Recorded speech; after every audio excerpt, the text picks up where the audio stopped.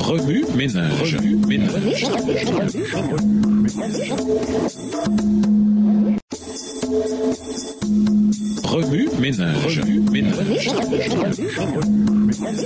Bienvenue à votre émission Remue ménage. Nous voilà la leçon de dimanche. Intérioriser, un tournant. Le prophète Ésaïe a été le messager de Dieu auprès du royaume méridional de Juda. Des érudits pensent que le mandat d'Ésaïe en tant que prophète a duré près de 60 ans. Ésaïe est l'un des principaux prophètes de l'Ancien Testament en raison de l'ampleur historique et prophétique de son livre et de la beauté de son écriture. Le premier verset du livre présente son ministère comme couvrant les règnes de 4 rois de Juda, Osias, Jotham, Ahaz et Ézéchias.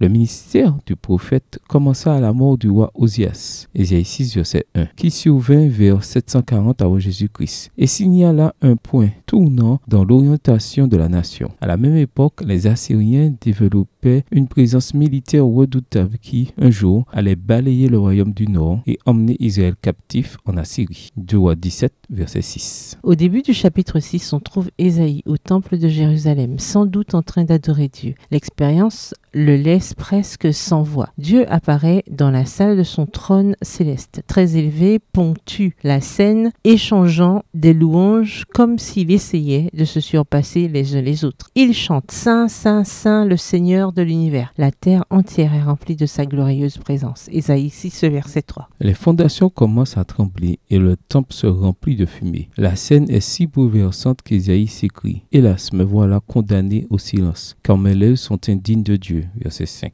Dans un acte de grâce et de miséricorde, Dieu envoie l'un des séraphins pour toucher ses lèvres, enlever son iniquité et le purifier de son péché. Verset 7. Quel Dieu admirable nous servons! En réponse à la grâce divine, Ésaïe est prêt à faire tout ce que Dieu désire. Lorsque Dieu demande qui il va envoyer en mission, le jeune homme répond « Me voici, envoie-moi ». Verset 8, version second 21. Au verset 9 et 10, Ésaïe en découvre davantage sur sa mission. Dieu va envoyer des messages à ses enfants, mais ceux-ci continueront de faire ce qu'ils ont toujours fait, ne pas écouter. Bien que voyant les actes de Dieu, ils s'en détournent. En bref, Dieu appelle Ésaïe à délivrer un message d'avertissement qui ne sera pas pris en compte. Cependant, le message du prophète ne se compose pas que de mauvaises nouvelles. Au verset 13, Dieu promet que même si la destruction est à venir, 1/10 de la nation sera préservé. Un reste subsistera. C'est là une nouvelle passionnante, car c'est de ce reste en Juda que sortira Jésus le Messie. Quel Dieu merveilleux nous servons! Ménage, revenez à votre texte écrit et étudiez le passage. Encerclez les mots ou expressions ou idées répétées. Soulignez les mots ou expressions qui sont importants et qui signifient quelque chose pour vous. Reliez par une flèche les mots ou expressions aux autres mots ou expressions associés ou connexes. Quels éclairages particuliers vos notes semblent-elles indiquer dans l'ensemble? Mémorisez votre verset préféré tiré d'Ésaïe 6. Écrivez-le plusieurs fois pour vous le rappeler plus facilement. Que ressentiriez-vous si, comme Ésaïe, vous voyiez tout à coup la gloire de Dieu? Pourquoi Ésaïe est-il parti en mission pour Dieu alors qu'il savait d'avance que les résultats seraient limités? Au revoir. Et à demain si Dieu veut.